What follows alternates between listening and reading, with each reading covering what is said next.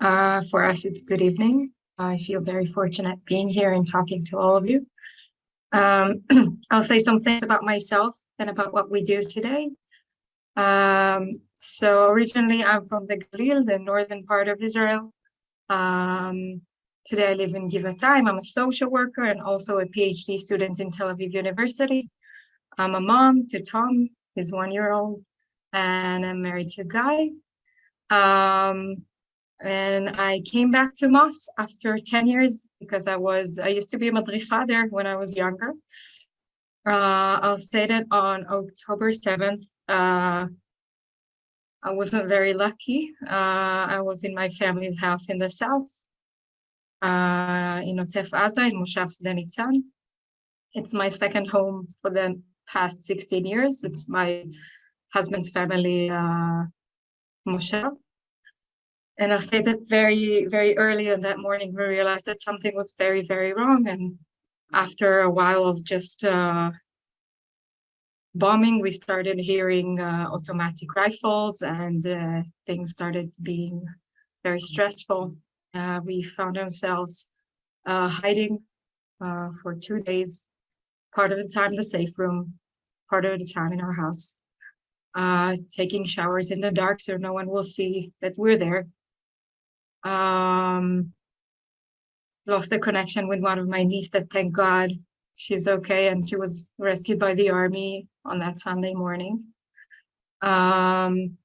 We were very, very lucky because the local security squad of the Moshav next to us, 3 of them died that battle, but thanks to them, the terrorists didn't got to our Moshav. And we were extracted by the army Monday morning and got back to our house in Givatayim. The rest of my family live right now in Eilat because they're evacuated from their house. It's not safe to go back, and obviously since then everything changed. And I'll say I feel very lucky and fortunate to have my routine back and to go back to work. And I feel very lucky to be a part of an organization that changed everything it does so fast just to be helpful. I'll say that part of the stuff the kids left that you were talking about actually got to my brother's unit in the south. They got some flashlights and stuff they needed, and this is only from the kids and their will to help, and they left it behind for the soldiers. So my brother was lucky enough to get part of that. And I'll say that in my everyday job at Moss, I'm giving support to our students, and I have connections with the kids and their families and their therapists if needed, and give guidance to their counselors. And right now, obviously, all these things are not really relevant. And I'll say that I just wanted to tell you a few of the things that we are doing today. So as Orit said, everyone in Israel today, that we have like a few hats.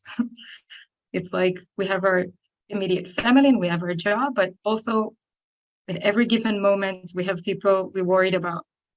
If it's my brother that's in the army, and like my family that they're all evacuated, and people that lost a lot of their family members or friends. And it's one of our like biggest concern to see that the well-being of our workers is like, I don't know, best as possible. So we're doing 2 sessions a week at least for all the workers in Moss.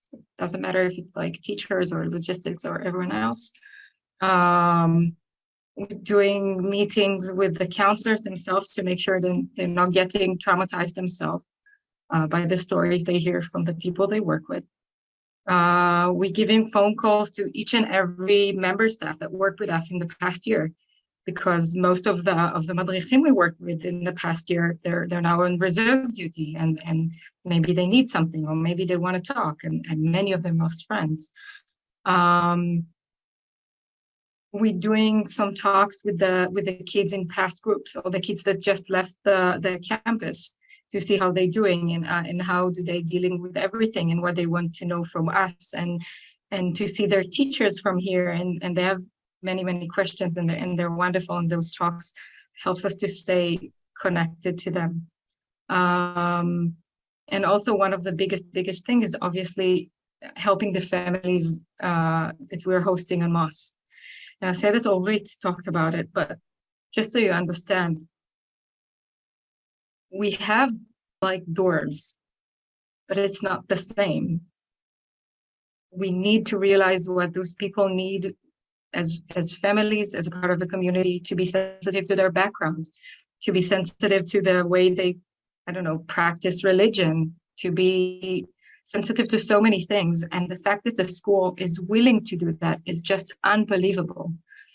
It's not just moving people rooms, it's to understand that, okay, some people, they want to send their kids to school, but they want to find the Haredi school around us. And they need very specific things, like people come and donate, even clothes, but not everything is what they need, or bicycles or anything else.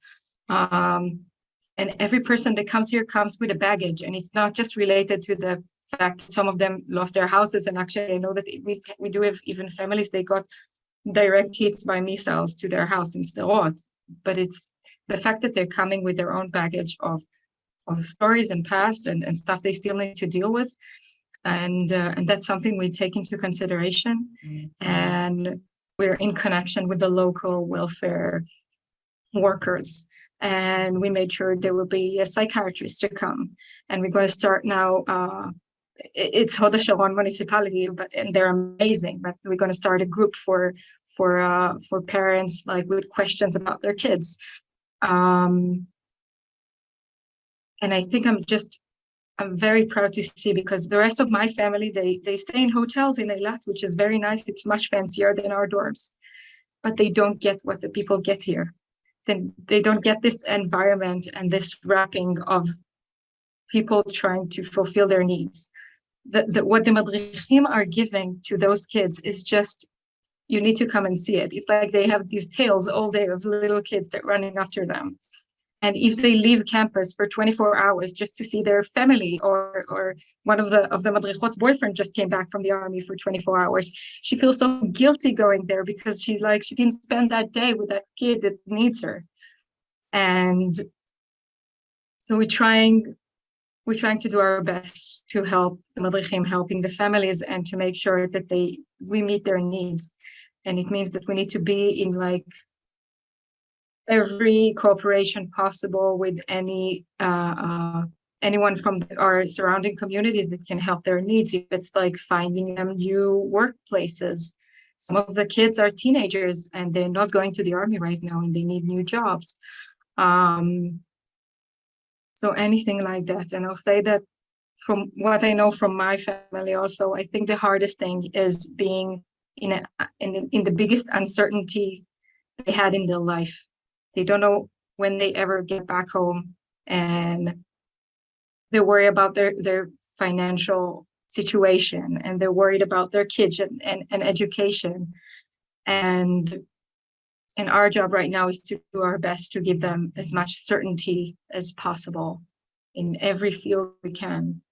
And I just feel very, very proud. I'm part of it. So thank you for listening.